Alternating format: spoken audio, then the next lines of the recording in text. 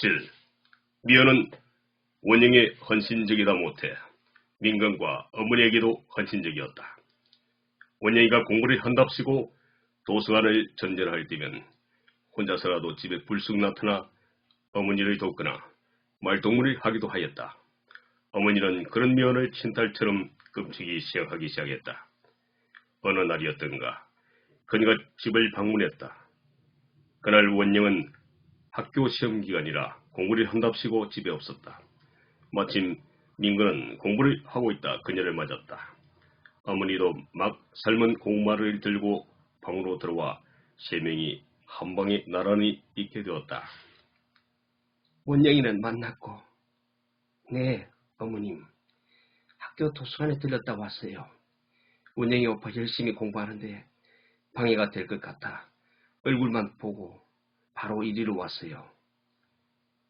민건이, 너도 일로 와. 고구마 먹고 해라. 네. 민건은 의자에서 일어나 방바닥에 앉았다. 공부를 열심히 하시네요. 하긴 대학에 가려면 2학년 때 다져놓은 기초가 중요하다죠. 저 대학 안 가요. 그냥 내일 있는 학교 시험 공부해요. 민건이 별 생각 없이 불쑥 말했다. 그래도 대학은 가야죠. 가지 않으려는 별다른 이유가 있나요? 이유까지는 없고 그냥 말은 막상 그렇게 했지만 혼자선 자신의 처지를 많이 생각해본 민건이다. 원영이 형이 어려운 가운데 대학에 진학한 후 집안 형편이 매우 어려운 지경인 것도 잘 알았다. 그리고 두 명이 다닐 형편이 아니란 것도. 물론 아르바이트를 하면서 다닐 생각도 해봤다. 그렇다고 뾰족한 수는 없어 보였다. 민건이 대학을 포기하고 다른 방향으로 인생 목표를 설의한 데는 집안 형편이 가장 큰 이유이기도 했지만 정경은 오랫동안 생각해왔던 자신의 의지도 실현하고 싶은 뜻도 있었다. 자신은 오래전부터 고등학교에 들어가면 혼자서 걸어 다니고 싶은 보가를 가져본 적이 있었지만 현실적으로 쉽지 않다는 것을 깨달았다. 물론 집을 떠나 낮에는 벌고 저녁에 야간 학교나 검정고시를 쳐도 된다는 것을 알았지만 그렇게 한다면 너무나 가슴 아파할 어머니가 생기기 때문이었다.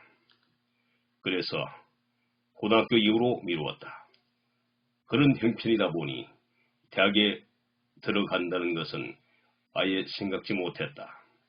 물론 어머니도 자신이 대학을 포기하고 있는 것을 직감으로 느끼면서도 없는 형편에 덜초될 입장이 아니어서 시시했다. 그런데 미연이 그 일을 떠올리게 했다. 참, 제가 아는 분 중에 낮에는 공무원을 하면서 저녁에 야간 대학에 다니는 분이 있던데 제가 보기엔 열심히 사시는 모습이 참 보기에 좋았어요. 미연이 민건이 집안 형편 때문에 대학을 포기하고 있다는 것을 눈치챘는지 불쑥 그렇게 말했다. 그런데 미연이 그 말을 꺼내자 민건의 시야가 확 밝아지는 기분이었다. 마치 다쳐서 칭칭 감아놓았던 눈에서 붕대를 드러내자 급격히 밝아지는 세상 천지처럼 뭔가 희한이 생겨난 기분이었다. 미연은 그 후로도 많은 것에 민건에게 영향을 주었다. 어떤 사람에게 호감을 가지면 그로부터 받아들이는 정보를 거르지 않고 호의로 생각하고 무조건 받아들이는 것처럼 민건은 그녀의 모든 것들을 받아들였다. 미연은 그만큼 상대방으로 하여금 호감을 주는 사람이었다. 8. 어머니는 집으로 돌아오자마자 피곤한 듯 잠에 꼬라떨어졌고 민건은 소파에 앉아 앞으로 헤쳐나갈 일을 생각했다. 일단 내일은 당장 어머님을 입원시킬 병원을 알아봐야겠지. 최근에 치매와 관련된 노인을 수용하는 병원이 우죽선처럼 생겨나고 있었다. 가족 중에 치매에 걸린 사람이 있으면 그 사람을 위해 하루 종일 매달려 돌보고 하던 이전과는 달라진 세태를 반영하고 있었다. 민근은 생각 같아서는 직접 모시고 싶지만 직장 관계상 불가능하다. 그렇다고 형수에게 무조건 부탁을 해볼 수도 없는 입장이다. 언젠가 형에게 이 사실을 전화로 일러준 일이 있었다. 설마 형수가 이 사실을 알고 일부러 피하려고 하는 것은 아니겠지. 최근에 들어와 이전보다 극성스럽게 자신들을 피하는 기분을 지울 수 없었다. 형이라도 좀 달라졌으면 했는데 결혼을 할 때 한 번 보여버린 관계를 회복하기가 좀처럼 쉽지 않았다. 그러던 어느 날 형 혼자서 집을 찾은 적이 있었다. 그는 뭔가를 불쑥 내밀었다. 이건 뭐야?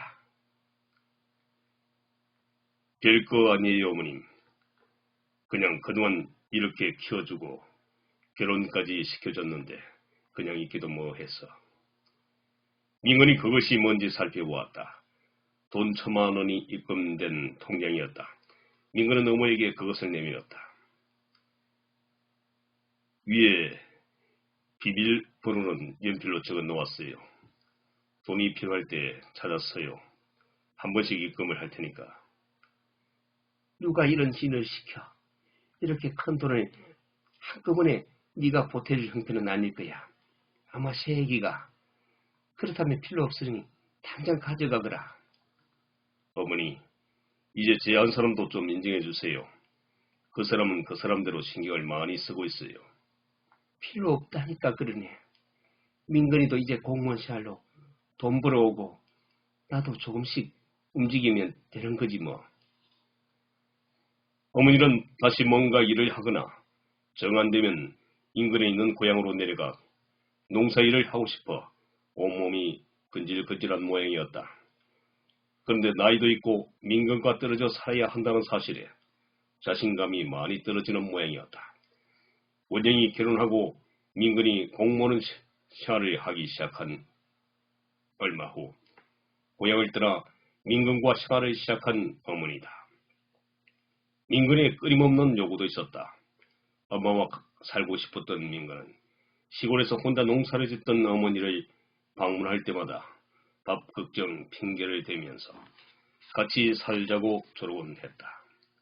시골에서 농사만 지어오다 민근을 따라 인근 도시에서 살던 어머니는 처음에는 바로 적응이 되지 않았다. 하지만 시간이 날 때마다 민근이 어머니를 모시고 약수터에 오르고 야트막한 야산도 오르곤 하자 어머니도 약간씩 적응이 가기 시작했다. 그런 어머니도 민근이 결혼을 하면 은근히 다시 고향으로 내려가 농사를 지어야지 하고 생각하고 있었다. 아직도 고향에 내려가면 분이네나 숙이네를 비롯하여 친구를 해줄 사람이 몇이나 있었다. 다 생각해보면 처지가 비슷한 사람들이었다. 딸 둘의 외아들을 두었던 분이네도 딸을 모두 출가시키고 마지막 남았던 외아들을 장가 보낸 뒤 혼자 고향에 남았다. 아들이 가끔 모시고 싶어 하지만 고향에 살고 싶어 남았다며 더 벌리고 다녔지만 핑계라는 걸 알만한 사람들은 알았다. 조그만 공장 기술자로 쥐꼬리만한 고만고만한 월급으로 생활을 꾸려가야 하는 아들과 함께 도시에서 눈치를 보며 살 바에야 아예 촌에서 농사일을 하며 혼자서 마음 편하게 사는 게 더 낫다고 생각하는 분이네다. 그런 분이네도 아들 따라 도시에 갔다. 아들 내 해서가 부도를 맞아 손주까지 데리고 다시 시골로 내려온 숙이네에 비하면 행복한 편이다. 순이네의 아들 내에는 회사를 부도낸 후 다시 살 방편을 찾아 건설 현장 한밭집으로 생계를 꾸려가고 있다고 했다. 중학교에 올라간 딸은 어쩔 수 없이 데리고 있고 초등학교 4학년인 아들 녀석은 시골 어머니에게 맡겼던 모양이었다. 숙이네는 늙음하게 손주 녀석의 뒤치다거리에 어떻게 시간이 가는 줄 모르게 바쁘게 살고 있다고 했다. 원영은 막무가내로 통장을 맡기다시피 하고 갔다. 어머니는 한동안 통장에는 손에도 대지 않았다. 마치 그 통장을 바라보면 아들과 바뀐 대가인 것 같았기 때문이었다.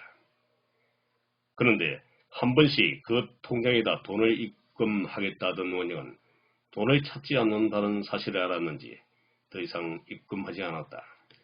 어머니는 그 목돈으로 뭔가 큰 곳에다 서르는 생각이 모양이었다. 민건도 공무원 생활로 차츰차리 안정이 되어가자 더 이상 그 통장에는 관심을 두지 않았다. 그런 일이 있고 1년 뒤에 어머니가 약간 이상한 행동을 하기 시작했던 것이다. 처음에는 나이가 들어 기억력이 많이 감퇴되었기 때문이라고 단순하게 생각했다. 그러나 나중에 도가 지나칠 정도로 행동하기 시작했다. 통장을 맡긴 후 바쁜 직장일로 집에는 더욱 잘 오지 않던 형에게 민건은 어머니가 아무래도 치매에 걸린 것 같다는 사실을 전화로 알렸다. 네, 오늘은 여기까지입니다. 내용이 좋다면 구독과 좋아요를 부탁드립니다. 오늘도 좋은 하루 되세요. 감사합니다.